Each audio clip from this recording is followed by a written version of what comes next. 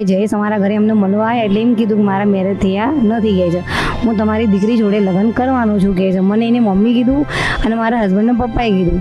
તો મેં કીધું સારું. અને પછી એને થોડોક ટાઈમ થયો, 2-3 મહિના જેવું, એટલે મેં ફોનમાં જોયું કે એ છોકરો મેરેડ છે. એટલે મેં મારી છોકરીને કીધું કે આ તો મેરેડ છે. એટલે કે મમ્મી મને બી અત્યારે જ ખબર પડી કે મમ્મી એ મેરેડ છે. મમ્મી હું શું કરું, મને આનો રસ્તો દો. તો મેં કીધું મારા દીકરા તું વળી જા. પણ પછી એને બંને માણસે થઈને ટોર્ચર કર્યું મારી છોકરીને. એ ફોનમાં બધું ગ્રુપ છોડીને જ ગઈ છે કે મારે હું તારી જોડે મેરેજ કરી શકીએ એવું જ કીધું. એને બધું શોષણ જ કર્યું છે એની પર. એનો બધો આખો પ્રેમ જ જીતી લીધો એની પર કે હું તારી જોડે મેરેજ કરીશ. એને કોઈના કામમાં ના જવા દે. નકરું પ્રેમમાં એને બધું ટોર્ચર જ કરે. બંને માળા, એક નહીં બંને માળા.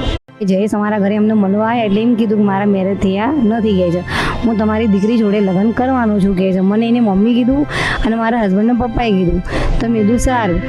અને પછી એને